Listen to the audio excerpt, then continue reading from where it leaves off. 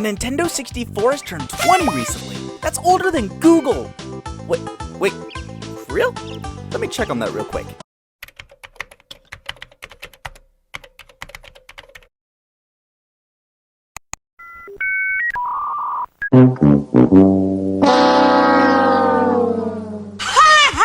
But seriously, the iconic console that brought us so many fantastic games is almost as old as I am. This freaks me out a tiny little bit. The nostalgia this system brings to so many people of my generation is truly a testament to its greatness. In a way, it's kind of neat because growing up, this system was my best friend. Yeah, that's right, little PGP was a video game nerd and played sports. Suck it, stereotypes! I spent many nights sipping on Kool-Aid and losing track of time in its library of games, one more so in particular, and that is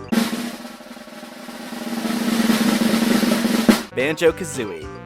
No, not that banjo and what that thing. Ain't nobody got time for that. This game is from an era gone by, an era when Rare made games for Nintendo instead of whatever this is. My body's the controller? What kind of shit is that? Banjo-Kazooie has a place in many gamers' hearts as being one of the best platformers of the N64 era, along with being, in my opinion, one of the best games on the console. There's so many neat things to tell you about Banjo-Kazooie, so let me hit you with some fast facts.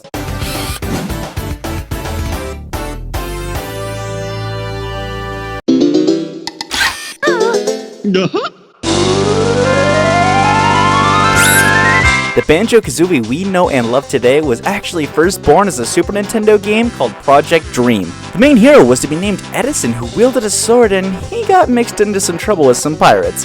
Most notably Captain Black Eye, who makes a cameo in this game via painting and a full appearance in Banjo-Tooie.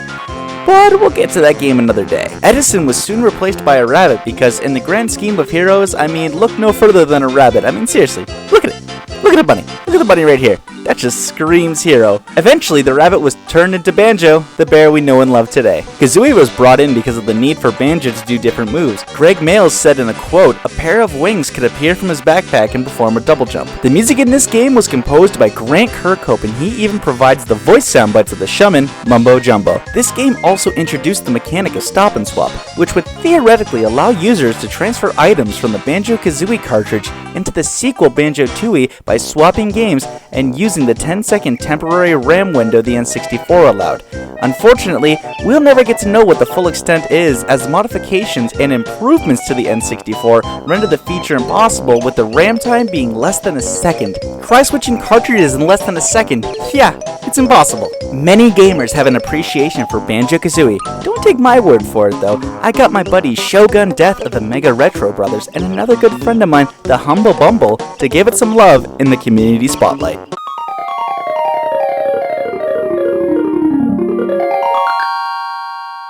Banjo-Kazooie. 3D platforming at its finest. Such a fantastic game. The controls, the puzzles, finding all those puzzle pieces.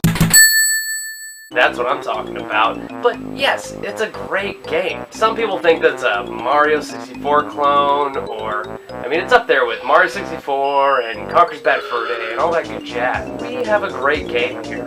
This game is so much fun. I recommend it to anyone that is into the Nintendo 64. I didn't have a 64 as a child, but I did play a lot of this game at my good buddy's house when I was a child.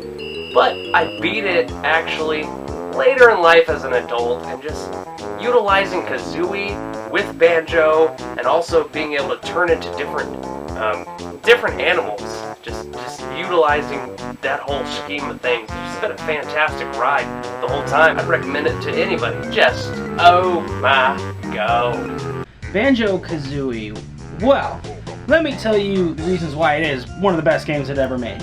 Number one, it's a collectathon, but in such a good way, you know, when it comes to like the music notes, the skulls, the jiggies, the puzzle pieces, and it all helps to not only just beat the game in itself, but like explore it amongst all. The other reason why I think it's awesome as well as nostalgic, the soundtrack, super catchy, probably top 3 best soundtracks on the N64. It probably plays the smoothest out of all the other games, and I hate to say this, and you might not like this, but Banjo-Kazooie on the N64 controls a hell of a lot better than Super Mario 64. but that's why Banjo-Kazooie easily sounds the best, plays the best, looks the best, most nostalgic, and while Banjo-Kazooie is an awesome sequel, the original will still hold a special place in my heart, and as well as yours.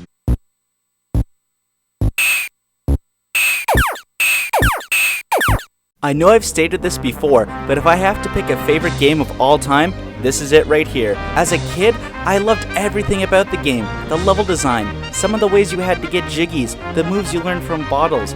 As an adult though, I appreciated all the subtle things about it, like the way the music changed if you were underwater seamlessly, the humor of Kazooie and the interactions she had with the characters, and most importantly, the feeling of actual progression. Banjo-Kazooie is laid out as traversing through Gruntilda's tower. When you beat more worlds and collect more jiggies and notes, doors open and you keep progressing higher and higher until ironically the final battle is at the top of the tower.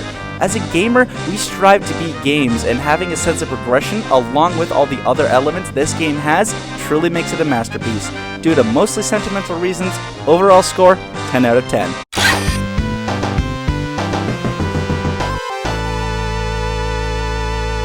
Hey guys, I hope you enjoyed this version of Throwback Thursday. I know it's a bit different, so if you liked it, please give it a thumbs up. It would mean so much to me. Subscribe if you really liked it, tell all your friends, share with all your friends, and definitely let me know your thoughts on Banjo-Kazooie in the comments below. Thanks again for watching.